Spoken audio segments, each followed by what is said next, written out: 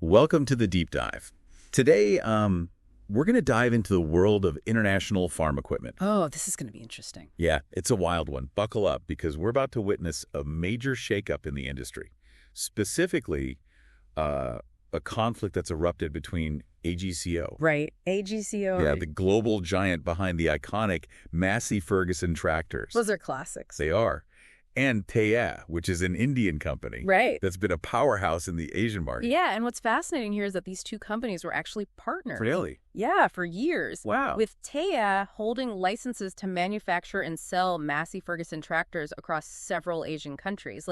Imagine a Massey Ferguson tractor rolling off an assembly line in India. Huh. That was the reality until very recently. So you're telling me that a farmer in, say, Nepal could walk into a dealership and buy a Massey Ferguson. Yep. Made by TAFE under a licensing agreement. Exactly. This kind of agreement is pretty common in the global manufacturing world. It allows a company like AGCO to expand its reach without building factories in every country. Right. And for a company like TAFE, it gives them access to, established brands and technology. So it seems like a win-win for both sides. Yeah, on the surface it does. But it sounds like this win-win situation just blew up. Yeah, I kind of did. Because AGCO terminated not one, not two, but 3 major agreements with TAFE. Oh, wow. Effective immediately. We're talking the license to use the Massey Ferguson brand. Wow. A distributor agreement covering a huge chunk of South Asia. Huge guy. And an intellectual property license. Yeah, this is where it gets really interesting. A distributor agreement essentially means that TAFE was the main channel for getting Massey Ferguson tractors into the hands of farmers in places like India, Nepal, and Bhutan. Right. So imagine you're a farmer in one of those countries, and suddenly the company you've relied on for tractors is no longer authorized to sell them. Yeah, talk about a shock to the system. And it gets even more complex with the intellectual property license. Can you break down what that means in simple terms? Sure. Intellectual property refers to things like designs, Right. logos, and even specific technologies that a company owns. In this case, AGCO had granted TAFE a license to use certain Massey Ferguson intellectual property in their manufacturing and sales. So TAFE was essentially renting the right to use some of Massey Ferguson's secret sauce. You could put it that way. And when that license gets terminated, TAFE can no longer legally use those designs, logos, or technologies. So they can't use any of that. Nope. It's like having the rug pulled out from under them. And it sounds like AGCO isn't messing around. No, they're not. They're not just ending the partnership. They're also suing TAFE in India, claiming inappropriate and unauthorized actions. Yeah. What exactly is AGCO accusing TAFE of doing? Well, AGCO has been pretty tight-lipped about the specifics. Oh, really? But their lawsuit centers around the unauthorized use of the Massey Ferguson brand. This suggests that TAFE may have continued to use the brand or elements of its intellectual property even after the agreements were terminated. So they might have just kept on going like nothing changed. It seems like it, yeah. Well, it sounds like a messy legal battle is brewing. But beyond the legal drama, what does this sudden split mean for the average farmer in these Asian markets? Are they going to have to switch tractor brands overnight? Well, that's the million-dollar question, isn't it? Yeah. The immediate concern is potential disruption in the supply chain. Okay. Farmers who are used to buying Massey Ferguson tractors from TAFE might face delays, limited choices, or even find it harder to get parts and service for their existing tractors. So this isn't just some corporate squabble. No. It has real-world consequences for people who depend on these machines for their livelihood. Absolutely.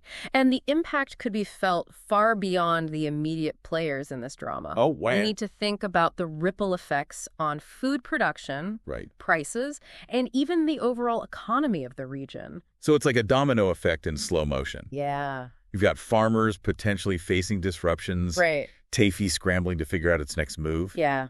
And then there's AGCO, the company that set all of this in motion. Right. What's their game plan now? Well, that's where things get really intriguing. Remember, AGCO has made it clear that they're not abandoning the Indian market. Right. In fact, they've doubled down on their commitment to Indian farmers and the Massey Ferguson brand. So they're not just cutting ties and walking away. Nope. Yeah. They're actively looking to fill the void left by TAFE. Exactly. But how exactly do they plan to do that? Well, there are a few options on the table. Okay. One possibility is that AGCO could seek out new manufacturing or distribution partners in India. Okay, new partners. Yeah, think of it like finding new teammates after a major shakeup in the lineup. So instead of relying on one main partner like TAFE, Right. they could spread the responsibility across multiple players. Yeah, exactly. By diversifying their partnerships, AGCO could make their supply chain more resilient and less vulnerable to disruptions. It's a classic, don't put all your eggs in one basket strategy. That makes sense. But finding reliable partners takes time. It does. And building those relationships from scratch can be a challenge. Is there a faster way for AGCO to gain a stronger foothold in the Indian market? Well, there's always the acquisition route. Hmm. AGCO could potentially acquire an existing player in the Indian market, a company that already has manufacturing facilities, distribution networks, and a loyal customer base. Whoa, that would be a power move. It would. It would give them instant access to everything they need to hit the ground running. Yeah, it's almost like buying a ready-made business instead of building one from the ground up. Yeah, exactly. Yeah. But acquisitions come with their own set of complexities, right? Oh, absolutely. Integrating different company cultures, Yeah. managing existing employees, and navigating regulatory hurdles can be a real headache. Oh, yeah, for sure. It sounds like AGCO has a lot of tough decisions to make. They do. But regardless of which path they choose, Right. there's one group we can't forget about: the farmers. At the end of the day, they're the ones who will feel the impact of this corporate drama most acutely. You're absolutely right. Yeah. And for them, this situation must feel incredibly unsettling. Imagine being a farmer who's relied on Massey Ferguson tractors for years, and suddenly you're facing uncertainty about the future of your equipment, parts availability, and even service support. Yeah, it's like having the rug pulled out from under you. And let's not forget about the potential impact on their wallets. Oh, right. Could this lead to higher prices for farmers at a time when input costs are already through the roof? That's a real concern. Yeah. And it's not just the sticker price of the tractor itself. Right. If farmers face delays in getting parts or repairs, that can lead to lost productivity, misplanting or harvesting windows, and ultimately a hit to their income. And this brings us to a much larger issue: food security in South Asia. How could this conflict potentially affect the region's ability to feed its people? That's a crucial question. Yeah. South Asia is home to a massive population. Right. And agriculture is a vital part of the economy. Uh-huh. Any disruption to the agricultural sector, especially one involving essential equipment like tractors, Yeah. has the potential to ripple through the entire food system. So it's like a chain reaction. Exactly. Farmers face challenges. Yeah. Production is potentially impacted, and that can ultimately lead to higher food prices or even shortages for consumers. Exactly. And in a region where millions of people already face food insecurity, Right. any disruption to the agricultural system can have serious consequences. It really puts things into perspective. This isn't just about two companies battling it out. No. It's about the livelihoods of farmers, the stability of a region, and the ability to provide food for millions of people. It really is. And it highlights the importance of building resilient and sustainable agricultural systems that can weather storms like this one and continue to provide food security for everyone. I agree. Okay, so we've got AGCO making strategic moves, TAFE trying to figure out its next chapter, farmers facing uncertainty, and the specter of food security looming in the background. Where do we go from here? What's the bigger picture we should be considering? I think this whole situation offers a glimpse into the future of the agricultural equipment sector, Okay. not just in South Asia, but globally. Well, We're seeing a convergence of agriculture and technology, with innovations like precision farming, okay. data analytics, and automation playing an increasingly important role. So while this immediate conflict is causing disruption, Yeah, it's also pushing the industry to evolve and adapt. It's like a forcing function for innovation. precisely. Companies like AGCO and TAFE and even newer players entering the market Right. will need to differentiate themselves not just on the quality of their tractors, but on the technology, the data, the services, and the overall ecosystem they can offer farmers. So it's no longer enough to just build a good tractor. Nope.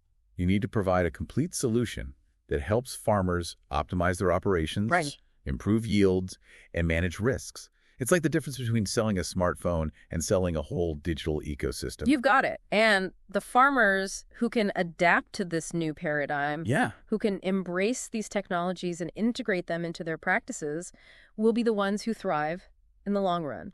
This is a lot to unpack. It is. We've gone from a seemingly simple licensing dispute to a discussion about the future of agriculture and the role of technology in feeding a growing population. Right. It's amazing how all these threads are interconnected. It is. Yeah, that's the beauty of diving deep into a topic like this. Yeah.